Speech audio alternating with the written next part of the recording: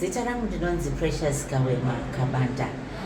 Ndiri muimbi wegospel music muno muZimbabwe anozivikanwa nezita rekuti Precious K.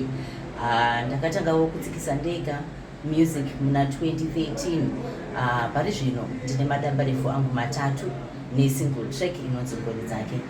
Ndisati ndatanga kutsikisa ndiri ndoga ndakamboimba ndichiita mabacking vocals pavaimbi, ndichiitirawo vaimbi vakafanana sana Pastor Haisa, vakafanana na Pastor Chinoriri, vakatisiya vakazoshayiwa zvavo, vakafanana na Pastor Kawema vakaimba song yainzi To Mike Penya.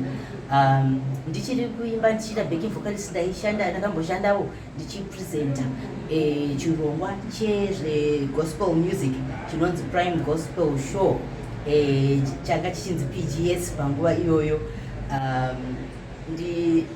Ndaipresenta chirongwa ichocho nana Mukoma Remington Mbeya, ndokuzopresenta navapiwa Inzuda mushure maizvozvo. Saka ndapedza kuimba ndiri gospel, ndiri backing vocalist, ndobva ndakazowanawo mukana nenyasha kubva kuna Mwari kuti ndiimbewo ndiri solo ndichitsikisawo mimanzi yangu. Damba refu rangu rekutanga rinonzi Tofara, rechipiri rinonzi Ndoraramiswa nenyasha, rechitatu rinonzi Zvimbiso zvake, rine song title track inonzi Zvimbiso zvake yakanetsa inotaura zvimbiso zvaJehovha ndiwo muna Amen.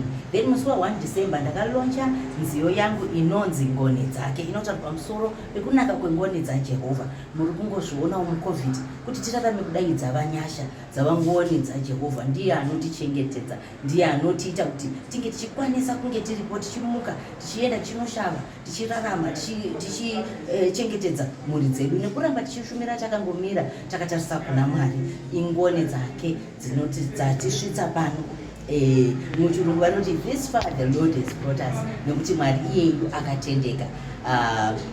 Mukuimba umu tinosanganawo nezvakawanda zvinenge zvichinetsa, zvakafanana nekuti pari zvino neCovid iyi hatichakwanisi kuita mashows, hatichakwanisi kuita malaunch selaunch yandakaita ndakatoita online, hatichakwanisi kunge tichikwanisa kuti tibudise mabasa edu atinenge tichiita, asi takutobatsirwa nezvivhitivhiti kana kuti yatinoti social media, zvinova izvo zvakutibatsirawo kuti tikwanise kunge tichiendesa shoko raMwari. Ndakasarudza kuimba gospel music because shoko raMwari rinoti let everything that has breath praise the Lord. Chose chinorarama, chose chinofema ngachirumbidze Musiki. Ndo zvakaita kuti ndisarudze kuimba gospel music, kuti ndinge ndichirumbidza Musiki, kuti ndinge ndichiparidza shoko raJehovha richisvika kwese kwese, nekusimudzirawo mweya yakaputsika, nekusimudzirawo mweya yevanenge vakaneta kubudikidza nemimanzi yegospel.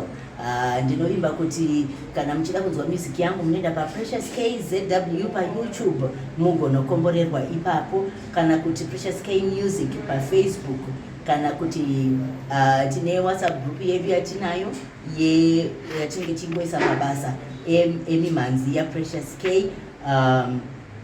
Number dzinoti 07128747